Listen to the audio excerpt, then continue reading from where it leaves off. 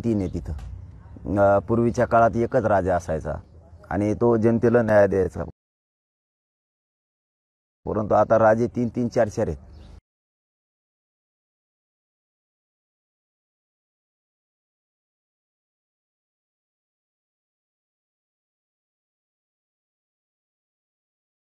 त्याच्यामुळं जनतेला न्याय मिळणं जरा अवघड दिसतं।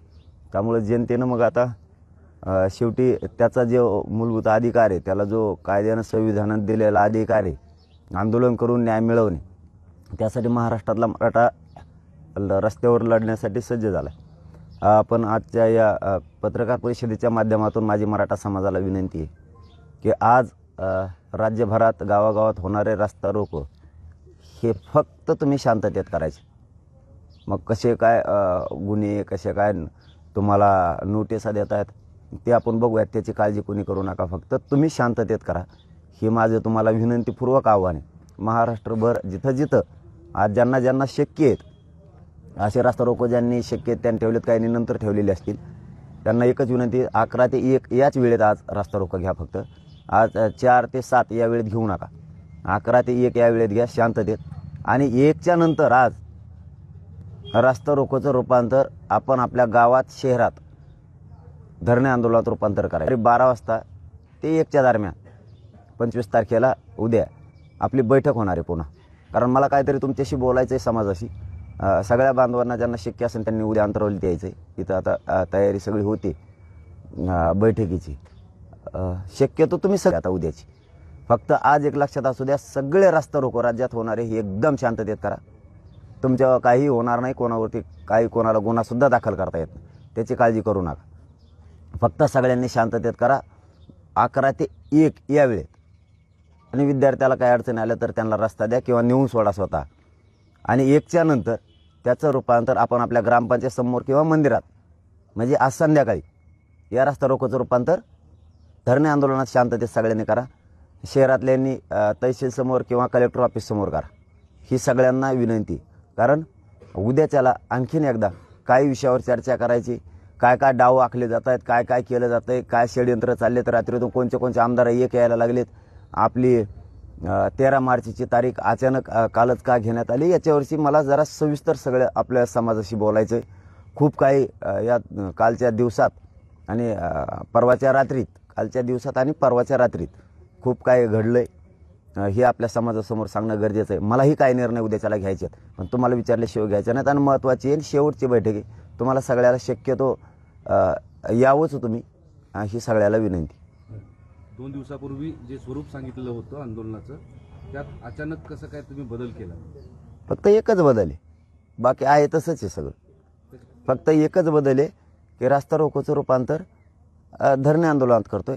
त्याचे अनेक कारणं आहेत। बंजारा बांधवांचे काल लोक आले होते, बांधव, त्यांनी आम्हाला खूप साथ दिलेली। चर्मकार बांधव आले होते, चंभार समाजाचे की त्यांची जयंती आहे, संत रोहिदास। बंजारा बांधवाची प्रचंड मोठे भारत देशातून लोक येतात त्यांच्या कार्यक्रमाला नाशिकला, तेही लोक खूप आले होते काल, ते आम्हाला सहकार्य करा। आमचे 4-5 लाख लोक येऊन थांबलेत आणि लोक येत आहेत। 24 ते 27 आमची यात्रा आहे, तर लोक लेकरं बारीक बारीक लेकरं आहेत, गाड्या आहेत, ते आणले जातील। आणि आम्ही भावनाशून्य नाही आहेत, आम्ही सगळ्या समाजाला मानणारे लोक आहेत, सगळ्यांनी आम्हाला साथ दिलेली, आमच्यासाठी कोणाला त्रास व्हावा या भावनेचे आम्ही नाही आहेत। काही मुलींपर खूप आल्या होत्या, की त्या लेकीबाळींना थोडीशी भीती वाटते, कारण मराठा समाज शांततेत करणारे, त्यांनी ठासून सांगितलं, मराठ्यांच्या पण मुली होत्या आणि इतर धर्मांच्या सुद्धा होत्या, तर त्यांनी ठासून सांगितलं की आम्हाला धाकच नाही कसला, परंतु पाठीमागच्यासारखा कोणी जाळपोळ करल, ते आंदोलकावर येईल तसं आम्हाला भीतीचं वातावरण आहे। मग कारण ते विद्यार्थी आहेत, ते विद्यार्थिनी आहेत, विद्यार्थी आहेत, जायला परीक्षेलाही होईल, तर थोडंसं आपल्याला त्यांचा विचार करून सामाजिक विचार करावा लागेल। आपण ज्याच्यासाठी आंदोलन करतोय त्याच लेकराला पेपरमुळे अडचण नाही आली पाहिजे, कारण ते लेकरं कोणाचे असो, आपलंच लेकरू जर परीक्षा वाचून हुकलं तर मग आपल्याला काय वाटेल, मग इतरांचं आपण लेकरू आपल्यात बघणार नाहीत का, ही याच्या पाठीमागचा उद्देश आहे। तर मग काय फरक पडत नाही ना। 24चा घेऊ फायनल, 3 मार्चचा फायनल रस्ता रोको आहे, म्हणून आपण ते या कारणास्तव आजचा रस्ता रोको करतोय। आणि उद्या आजच संध्याकाळपासून, म्हणजे आज दुपारनंतरच त्याचं रूपांतर धरणे आंदोलनात करतोय आपण, कारण आपल्याला ते करणं गरजेचं आहे। एखादे विद्यार्थ्यांच्या परीक्षा हेच बुडवणार आहे सरकारच, आणि त्यांना याचिका दाखल करून पुन्हा हे करायला, म्हणजे हे एकदम ते पहिल्यांदा म्हणत होते बघा, रडीचा करंडीचा असं रडीचा डाव, असं ते आता ते डाव खेळायला लागले. यांच्यात आता सरकार अस्तित्वात असून बी स्वतःहून फेस करायची ताकद नाही राहिली. तुम्ही पराभूत होत नाहीत किंवा तुम्ही मागे हटत नाहीत म्हणून वेगवेगळे डाव रचतायत आणि त्या डावामुळं हे आंदोलन बदनाम होण्याची शक्यता आहे किंवा या आंदोलनाची अडचण लोकांना होऊ शकते, असं सगळा दृष्टिकोन तुम्ही डोळ्यासमोर ठेवलेला आहे. मी सगळं एकूण त्यांचा सारच लक्षात घेतो कधी पण, आणि मग थोडासा बदल करतो. बदल करणं म्हणजे माघार घेणं नाही, बदल करणं म्हणजे दुसरा डाव आपण बी टाकणं. मराठा समाजाला माझी विनंती, आपण थोडासा बदल करणं म्हणजे माघार घेणं नाही. रास्ता रोको केला तरी सगळ्या स्वारीची अंमलबजावणी पाहिजे, धरणे आंदोलन केलं तरी तुम्हाला सगळ्या स्वाऱ्यांची पाहिजे. मी सगळ्या स्वाऱ्यांची अंमलबजावणी घेतल्याशिवाय थांबत नाही. मराठ्यांना शब्द आहे, दुसरा पण आहे.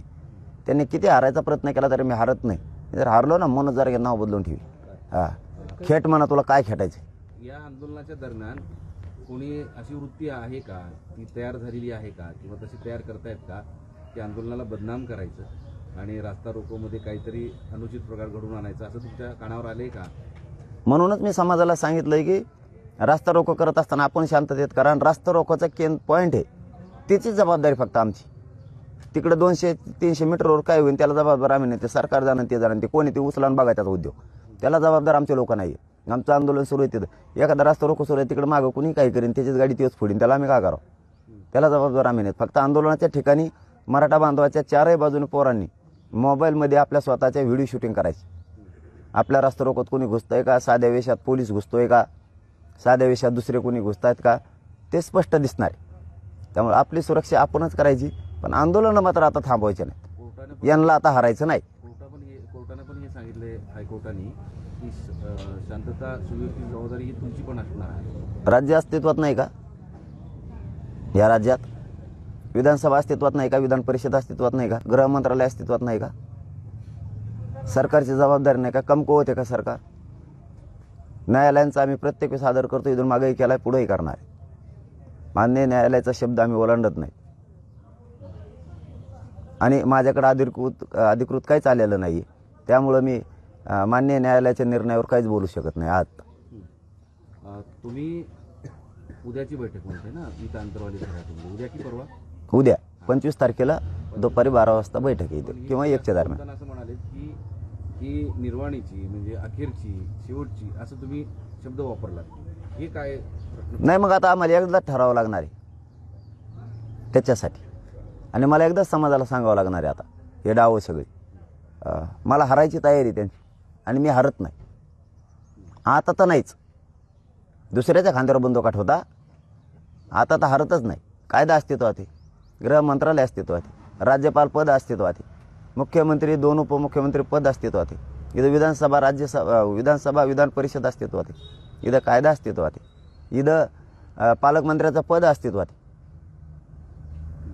काल काही मंत्र्यांनी पण आवाहन केलेलं आहे काय की या संदर्भात तुम्ही विचार करावा. फडणवीसांनी म्हटलंय की इतरांना त्रास होईल असं आंदोलन करू नये. आम्ही नाही काही तरत येत. मग पण आता महाराष्ट्राला असा प्रश्न पडलेला आहे की तुम्ही या भूमिकेवर आहात, सरकार त्या भूमिकेवर आहे, मग तोडगा कधी निघणार? सर, त्याच्यासाठी आता सरकार, तुम्ही बोलताय सरकारकडे, सरकार बोट तुमच्याकडे दाखवतंय, याच्यात उत्तर काय? शेवटी काहीतरी तोडगा निघाला पाहिजे असं वाटत नाही? जाऊन दे, होऊन दे आपल्या दोघांचं जाता. आधी सूचना कोणी काढली? ते अंमलबजावणी कोण करायची? ते नाही. राष्ट्रपती राजवट चालू आहे की इथं? सरकार आहे ना तुम्ही, तोडगे आम्ही काढायचे का? 14 15 दिवस झाले तर उगत येत, आम्ही सलावूनवर जागायला लागलो. तुम्हाला काहीच कळत नाही का? पूर्वी उपोषण केलं तर राजाला दया यायची. हे राजे आहेत का कोण आहेत? 3 राजामुळे कोणत्याच राजाला कळा ना गादीवर मी एक कोणी, कोणीच निर्णय घ्या ना, एक राजा व्हा ना कोणीतरी, तेव्हा जनता जगन ना. तुम्हाला 17 जणांना विचारायचं मग यायचं, निर्णय घ्यायचे, कसं होईल? पहिल्या राजाला दया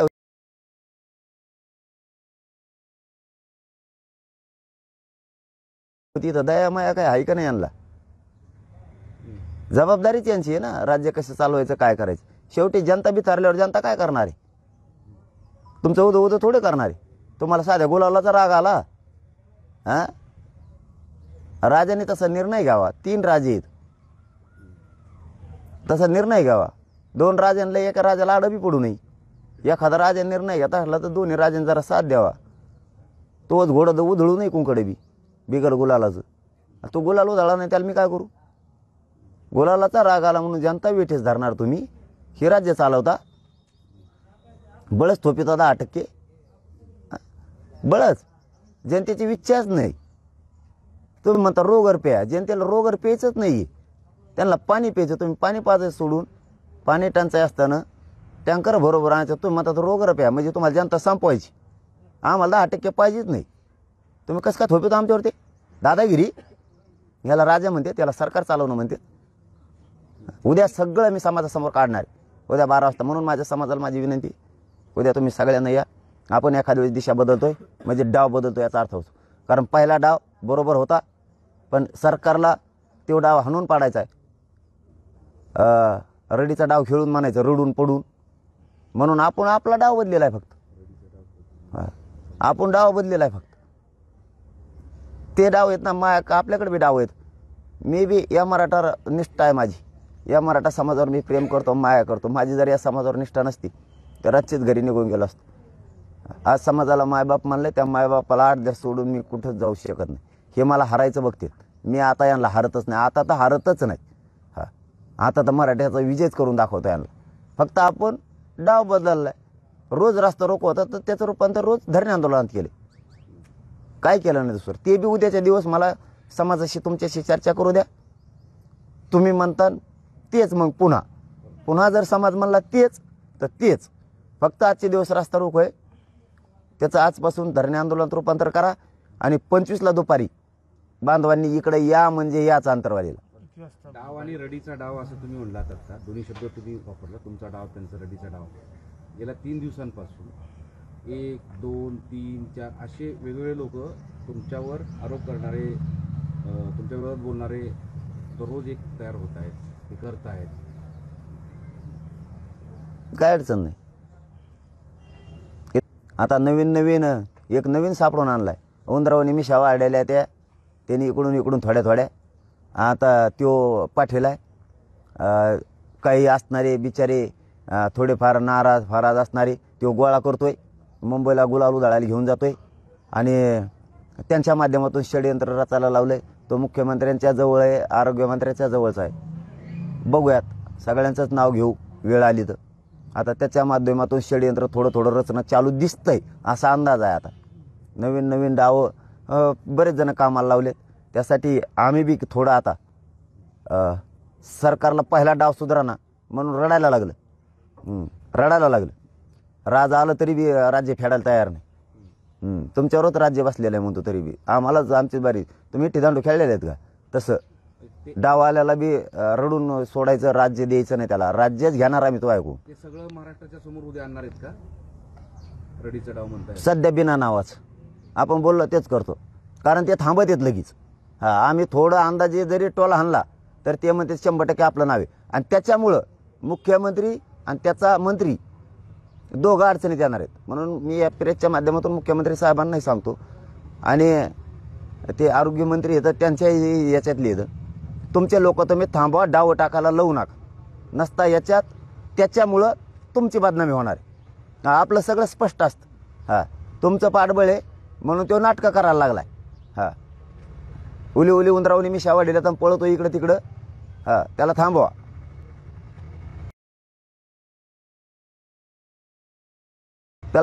नसता ते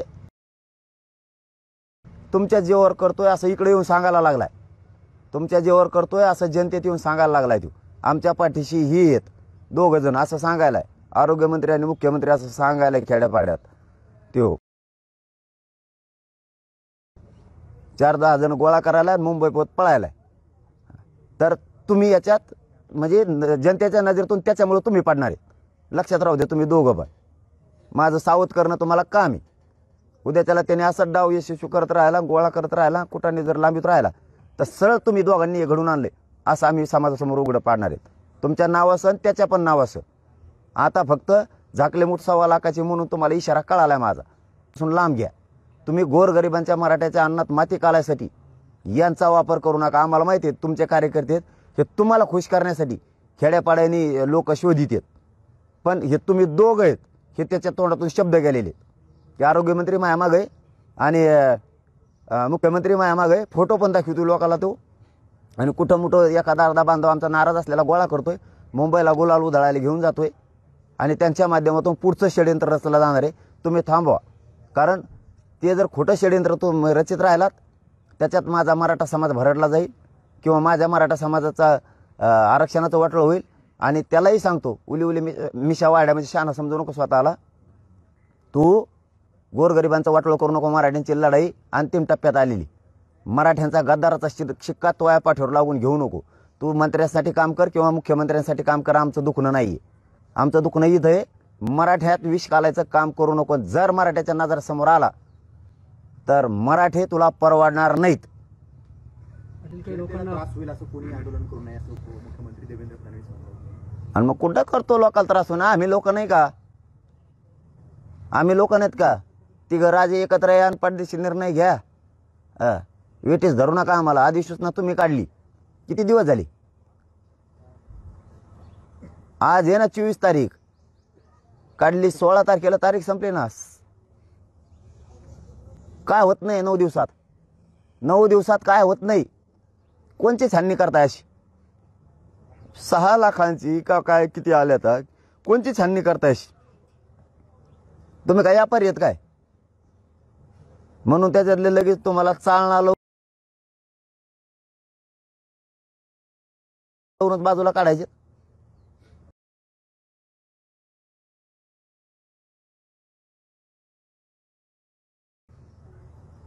मराठे जबाब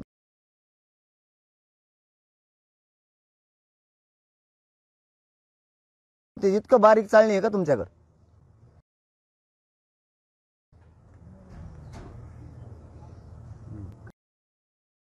काही लोकांना प्रतिबंध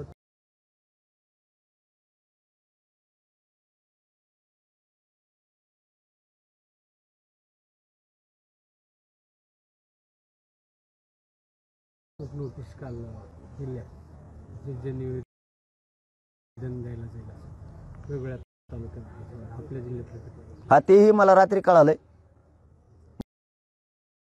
म्हणून आमची रात्री त्याच्यावरती सॉरी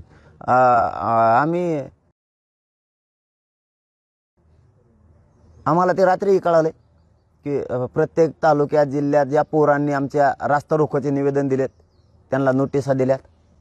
त्या नोटिसा स्वीकारल्या तरी काय हरकत नाही, काय होत नाही. कारण आपण काय आंदोलन दंगल फिंगल करणार नाही, जाळपोळ करणार काय होणार नाही. तुम्ही नुसता रास्ता रोको केलाय.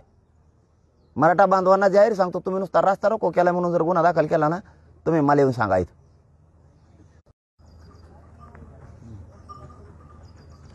काल चंद्रकांत पाटील यांना तुम्ही आव्हान केलं होतं चर्चेचं, तुम्ही या अंतरवालीला आम्ही चर्चा करायला तयार आहे. त्यानंतर तुम्हाला त्यांच्या सरकारकडून म्हणावं किंवा त्यांच्या कुठल्या PA वगैरे यांच्याकडून काही संपर्क झालेला आहे का? ते करणारच नाही. तिथूनच ते फक्त काड्या करणार आहेत. मीडियाचे बांधव बिचारे त्यांच्या माध्यमातूनच काड्या करणार आहेत. ते जनतेला न्याय द्यावा इच्छाच नाही, इच्छाच नाही. आणि त्यांना तोंड बी नाही इकडे यायला. आले तरी आमच्याकडून स्वागतच आहे. आता त्यांनी परत काहीतरी अधिवेशन लावले, त्याच्यामुळे एकला ते येत नाहीत. आम्हाला माहिती आहे ते कशी पळवाट काढणार आहेत. पळवाट सांगणार आमचं 26 पासून अधिवेशन आहे म्हणून आम्हाला येता नाही आलं. पण मराठीने ओळखले तुम्ही मराठा विरोधी काम करायला लागलात. कारण तुम्हाला तवा अधिवेशन नव्हतं. 14-15 दिवस झाले तर उपोषण सुरू आहे. सलांच्या माध्यमातून माणसं जागवायला लागलात. आम्हाला इकडे दम लागायला लागले, आमच्या छात्या दुखायला लागल्या तरी आहे ना तुम्ही. याचा अर्थ कळतोय ना तुमची भावना काय आहे ती. मराठा समाज एवढा येडा थोडा आहे. आम्ही बी आमच्या म्हाताऱ्या माणसाचं आंदोलन एक दिवस पुढे ढकलू. पण तुम्ही बी बघूच आता. तुमचे डाव तुम्ही कसे यशस्वी करता ते बी बघायचं. आणि तुम्ही कसे मला हरायला निघालात आणि गुतवायला निघालात तेही मला बघायचं. तुम्हाला मला कैद करणार आहेत का अटक करणार आहेत, तुमचा कोणचाच डाव यशस्वी होऊ देत नाही मी, कोणचाच. तुम्ही काळजीच करू नका. फक्त उद्या मराठा बांधवांनी बैठकीला यायचंच म्हणजे यायचंय. कारण अंतिम टप्प्यात शेवटच्या दानके आरक्षणाचा विषय सगळ्यांनी यायचं, आपल्याला उद्याचा निर्णय कंपल्सरी कायम बाहेर काढायचा. बैठका वेळोवेळी घ्यावाच लागतात. हे बार बैठका घेणं म्हणजे काय कदरून जाणं नाही, घ्यावंच लागतात, म्हणजे निर्णय बदलता येत असतात एकामेकाला. काय काय डाव आखले जात आहेत, काय काय कुठल्या कुठल्या दृष्टीनं ही सगळी सरकारकडून चाचपणी आहे, काय तुमच्याकडे डाव? उद्या 12 तारखेला सगळं सांगणार आहे, लिहूनच ठेवलंय. काही ध्यानात राहत नाहीये, इतके डाव आखलेत. आमदार पुढं काय घालते 20-20, 30-30, एखाद्या रात्री निर्णय काय बदलत येत, ते उद्या सगळं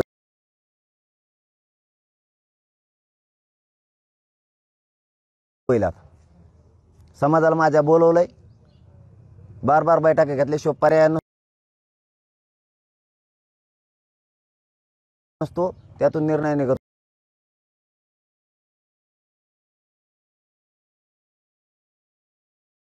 असतो. रोज घरासारखा विषय मायबाप मराठ्यांना, आपला घरासारखा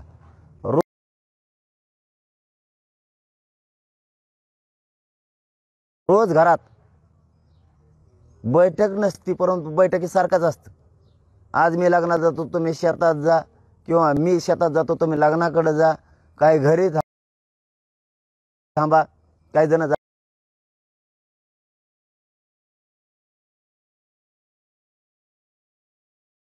जनावराकडे जा, काही जण पाणी द्यायला जा. हे निर्णय आपल्याला घ्यावाच लागत असतात.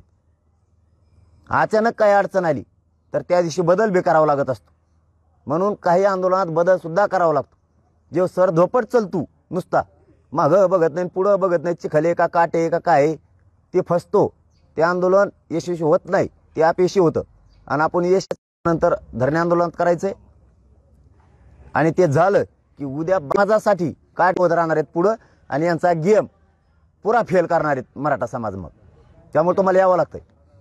अशोक चव्हाण असं म्हणाले की तुम्ही सहकार्याची भूमिका घ्यावी आणि आंदोलन टाळावं. आता पोतो तुम्ही जनतेकडून बोलत होते, झाले का तिकडे गेले की लागले का दोन्ही कुंभी टांबळा वाजायला? तुम्ही घेतलं कधी घुंगरू?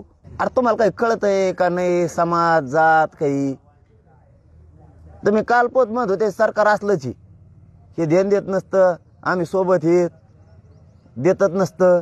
आता केलं का चालू? माकड घेतलं का हातात एक?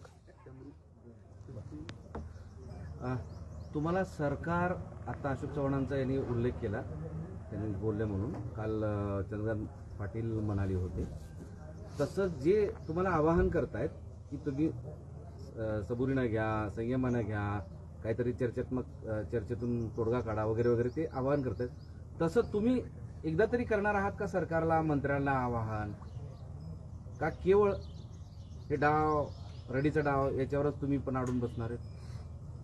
मला तर जीबत दुसरी भाषेची वेळ आली हो त्याला सांगून ती जर भेटत असते, मी नटा खपाखपात बदलेली असते, एका रात्री दुसरी टाकली असते. आणि या म्हणायला तर कटाळा आला हो मला. आमचे दार उघडेत, कोंडा कड्या सगळं मोडून गेलं आमचं. कुणी येतं उघडीत, आमचं दार मोकळच आहे चर्चेला. तुम्ही म्हणताय दारं उघडे आहेत, त्यांनी पण म्हणतात दारं उघडे आहेत, पण ते असं व्यक्तिशः सांगतायत ना की बाबा सबुरीनं घ्या, संयमानं घ्या आणि काहीतरी चर्चेनं घ्या वगैरे. तसं तुम्ही सरकारला म्हणणार आहेत की बाबा या आज या, तुम्ही दारं उघडे आहेत हे नेहमी पहिल्या दिवसापासून म्हणताय, पण आता आज घडीला आज या चर्चा करूयात, चर्चेतून मार्ग काढूयात, डाव खेळण्यापेक्षा, असं काही म्हणणार आहेत का? तसं तरी आव्हान सरकारला या आमच्या माध्यमातून तरी. मी तसं म्हणणं म्हणजे माझा समाज मी हरवी नाही. आम्ही जनता आहेत, त्यांनी एक पाऊल मग सरकून जनतेत घुसायला पाहिजे. मायबापावर काय पाहिजे रे? जबाबदारी त्यांच्यावर खांद्यावर हात फिरायची, पाठवून हात फिरायची जनतेच्या. जनताने कोणत्या दिवशी ऐकलं नाही त्यांचं. 6.5 महिने होत आले जातात त्यांचंच ऐकते जनता. मुख्यमंत्र्याचा मान सन्मान केलेला आम्ही प्रत्येक वेळेस शब्द वापरतो, देऊ शकते तर मुख्यमंत्री. बाकीच्यांनी त्यांना साथ द्यावी. त्यांना यायला काय हरकत आहे? मनानं बोलवायला पाहिजे का जनतेने? बोलवायला कार्यक्रमाला पाहिजे, लग्नाला पाहिजे, इथं काही वरात असली तर तिथं पाहिजे. ढोलेबाजा हाय का? मग मला थोडं अंग घालायचंय. इथं आमंत्रण असतं. इथं जनता तुमची आहे, तिने तुम्हाला त्या राजगादीवर बसेल. आजचा राजा तुम्ही आहेत, पण राजाला दयाच जर येणार नसली तर त्याला राजा नाही म्हणलं जात. जरा मागचे दाखले घेऊन बघा, वाचून बघा, राजा कोणाला म्हणलं जातं? ज्याला दया आहे जनतेची त्याला. इथं जनता आक्रोश करायला लागली, रस्त्यावर उतरायला लागली. तुमच्या साध्या रागासाठी गुलाल नाही फेकला म्हणून, 10% घेतलं नाही म्हणून तुम्ही जनतेला वेठीच धरायला लागले. तुमचे दिवस जवळ आलेत, मग वेटीस धरणाराचा सुपडा साफ करील जनता. तुमच्या राजकीय करिअरचा वेटीस धरायला लागला तुम्ही जनतेला. आता लोकशाही मराठी ऐका, पहा, जागरूक रहा.